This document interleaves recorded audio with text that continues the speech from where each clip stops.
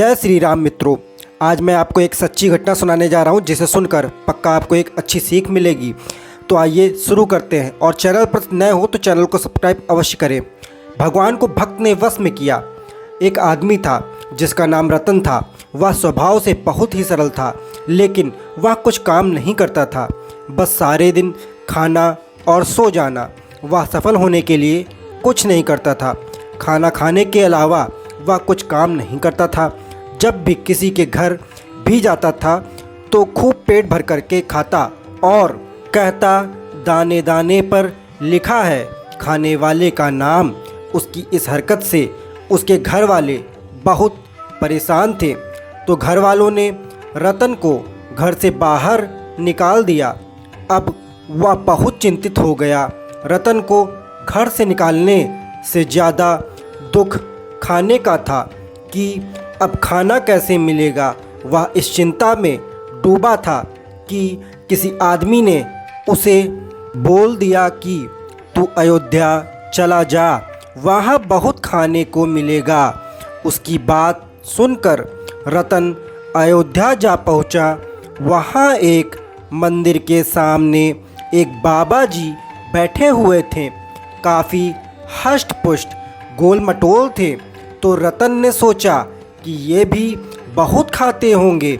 अब वो तो केवल खाने के बारे में ही सोचे। तो रतन ने बाबा जी को प्रणाम किया और कहा, हे महाराज, आप मुझे अपना शिष्य बना लीजिए। उन बाबा जी ने कहा, ठीक है बेटा, मेरे इतने शिष्य हैं तो और सही। बाबा जी ने रतन को गुरु मंत्र दिया और अपना शिष्य बना लिया। रतन ने बाबा जी से कहा कि मुझे यहाँ रहकर क्या करना होगा। तो बाबा जी ने कहा कि 2 वक्त जब आरती हो तब खड़ा रहना होगा और राम नाम का सुमिरन करना होगा, और 2 वक्त पंगत लगेगी तो उसमें खाना खा लेना। ये सुनकर रतन ने कहा कि महाराज, 2 बार की पंगत से मेरा काम नहीं चलने वाला। यह बात सुनकर बाबा जी को हंसी आ गई, और बाबा जी ने कहा कि कोई बात नहीं, तू 4 वक्त खा लेना। ये सुनकर तो रतन बहुत खुश हुआ कि कुछ करना नहीं है और बैठे बैठे खाने को मिलेगा। अब रतन की तो निकल पड़ी। वह रोज़ 2 वक्त की जगह 4 वक्त पंगत में खाना खाने लग गया। रतन के तो बहुत मज़े हो रहे थे, लेकिन उसे क्या पता था कि यहाँ भी मुसीबत आने वाली है। एक दिन एकादशी पड़ी। जब वो सुबह उठा तो सारे चूल्हे ठंडे पड़े। कहीं भी किसी प्रकार की खाने की व्यवस्था नहीं। तो वह गुरुजी के पास गया और बोला, गुरुजी, आज भोजन नहीं बना। गुरुजी ने कहा, बेटा, आज तो एकादशी है, ना कुछ बनेगा ना कुछ मिलेगा। रतन ने कहा कि गुरुजी, क्या मुझे भी नहीं? गुरुजी ने कहा, हाँ बेटा, तुम्हें भी नहीं। रतन ने कहा, गुरुजी, अगर हमने एकादशी का उपवास किया तो हम मर जाएंगे, हमसे भूखा नहीं रहा जाता। तो गुरुजी ने कहा कि क्या तुम खुद बना लोगे? अब रतन मरता क्या नहीं करता। गुरुजी से कहा, ठीक है गुरुजी, मैं बना लूँगा। तो गुरुजी ने कहा, तुम भंडार में से आटा ले लो, उसके हिसाब से सामग्री ले लो और बना लो। और एक बात का ध्यान रखना कि सरयू नदी के किनारे जाकर बनाना, यहाँ मत बनाना। और अब तुम वैष्णव अर्थात बाबा बन गए हो तो पहले भगवान को भोग जरूर लगाना। फिर वह 2.5 सेर आटा लेके गया, उसके हिसाब से सामग्री ली और लगा खाना बनाने सरयू नदी के किनारे। जब खाना बना लिया तो भगवान को भोग के लिए बुलाने लगा, राजा राम आइए, प्रभु राम आइए, मेरे भोजन का भोग लगाइए। आज खाने में पूरी मिठाई नहीं है, आज तो मेरे द्वारा बनाया हुआ सादा भोजन है और फीका पानी है। तो प्रभु आइए और मेरे भोजन का भोग लगाइए। आप सोचो कि ये रूखी रोटी और नदी का पानी कौन पिए। मंदिर में भोग मिलेगा, पकवान मिलेंगे, लेकिन आप धोखे में मत रह जाना प्रभु, वहाँ आज खाना नहीं बना है। इस प्रकार की प्रार्थना सुनकर भगवान खुश हो गए और उसके सामने माँ सीता के साथ प्रकट हो गए। वह बहुत प्रसन्न हुआ कि भगवान आ गए, लेकिन फिर उदास हो गया कि मैंने तो एक भगवान को बुलाया था, यहाँ तो दो भगवान आ गए। लेकिन कोई बात नहीं, आप थोड़ी तो हमारी एकादशी करा ही दोगे। भगवान ने भोग ग्रहण किया और जाने लगे। तो उसने कहा कि भगवान अगली बार जल्दी आ जाना, मुझे बहुत भूख लगती है।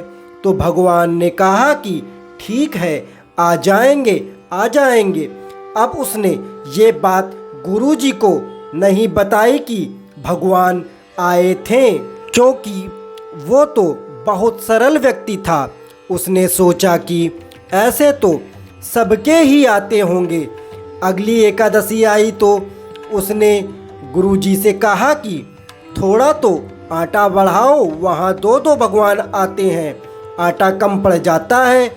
गुरुजी ने सोचा कि भूखा रह गया होगा, इसीलिए ऐसा कह रहा है। तो गुरुजी ने कहा कि तुम 3.5 सेर आटा ले जाओ। वह 3.5 सेर आटा लेके गया, उसी के हिसाब से सामग्री ली और जाके सरयू नदी के किनारे खाना बनाया और भोग के लिए भगवान को बुलाने लगा कि राजा राम आइए, सीता राम आइए, मेरे भोजन का भोग लगाइए। तभी भगवान प्रकट हो गए। लेकिन ये क्या, लक्ष्मण जी को भी साथ ले आए। उसने भगवान से कहा कि अब ये कौन है। भगवान ने कहा कि छोटे भाई हैं। भक्त ने कहा लेकिन कोई बात नहीं, आप थोड़ी तो हमारी एकादशी करा ही दोगे। भगवान भोग ग्रहण करने लग गए। वह भगवान के चरणों में शीश नवाता है और पूछता है कि हे भगवान, अगली एकादशी को कितने आओगे, मुझे पहले ही बता दीजिए। लेकिन भगवान ने कुछ नहीं बताया और कहा कि आ जाएंगे आ जाएंगे, और चले गए। अगली एकादशी आई। उसने गुरुजी से फिर कहा कि गुरुजी, थोड़ा आटा और बढ़ाइए, वहाँ बहुत भगवान आते हैं, कम से कम 5 सेर आटा करो। गुरुजी ने सोचा कि इतना आटा तो ये खा नहीं सकता, ये जरूर आटे को बेचता होगा। तो गुरुजी ने उसे आटे के लिए हाँ बोल दिया। उसने 5 सेर आटा लिया, उसके हिसाब से सामग्री ली और पहुंच गया सरयू के किनारे खाना बनाने। उधर गुरुजी भी ध्यान रखे हुए थे कि ये इतने आटे का क्या करता है, कितना अजीब आदमी है। उसने सोचा आज पहले भगवान को बुला लेते हैं, उसके बाद जितने आएंगे उसके हिसाब से खाना बना लेंगे। और भगवान को बुलाने लगा, राजा राम आइए, सीता राम आइए, राम लक्ष्मण आइए, मेरे भोजन का भोग लगाइए। पर ये क्या, अब की बार भगवान राम, माँ सीता, लक्ष्मण जी, शत्रुघ्न जी, हनुमान जी, पूरा राम दरबार आ गया। रतन ने कहा भगवान की जय हो। लेकिन भगवान, मैंने खाना बनाया नहीं, अतः आप खुद खाना बनाओ और खाओ। भगवान ने बोला कि तुम क्यों नहीं बनाते। तो वो बोला कि जब मुझे मिलने वाला ही नहीं है तो बनाने से क्या फ़ायदा, तो आप बनाओ और खाओ। भगवान बोले, जैसी भक्त की इच्छा। वह तो एक पेड़ के नीचे बैठ गया और अब खाना जो पूरे जगत का पोषण करते हैं वह खाना बनाने लगे। वहाँ गुरुजी आ गए देखने की आटे का क्या करता है। गुरुदेव ने कहा कि बालक क्या हो रहा है, तो वह बोलता है कि देखो आपने कितने भगवान मेरे पीछे लगा दिए, लेकिन गुरुदेव को कोई नहीं दिखा, बस खाने का सामान पड़ा दिखा। गुरुजी ने कहा कि मुझे तो कोई नहीं दिख रहा।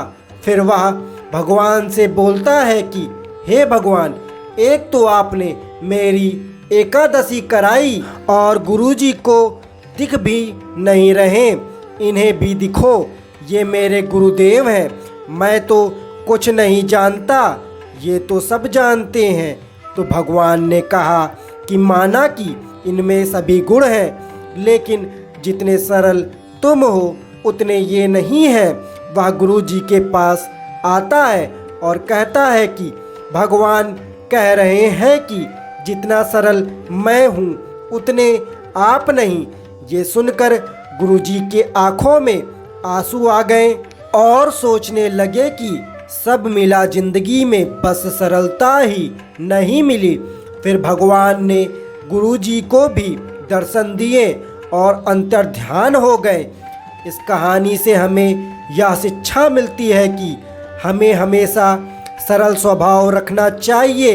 इससे कोई और खुश हो ना हो, लेकिन भगवान खुश जरूर होते हैं। जैसे बाल्टी कुएं में पानी लेने के लिए जाती है तो झुकी हुई ही रहती है, लेकिन पानी लाती है। तो दोस्तों, कहानी अच्छी लगी हो तो चैनल को सब्सक्राइब अवश्य करें।